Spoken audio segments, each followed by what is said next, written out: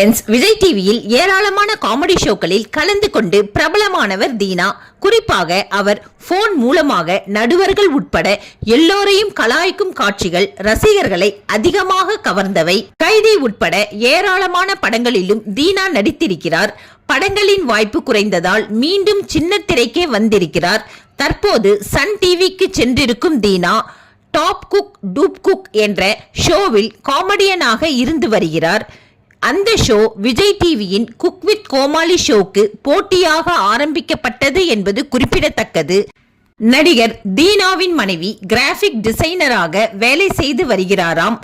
தீனாவின் மனைவி பிரகதியை இதற்கு முன் பார்த்திருக்கிறீர்களா? தீனா அவரது மனைவியுடன் இருக்கும் புகைப்படங்களை பார்க்கலாம் வாங்க.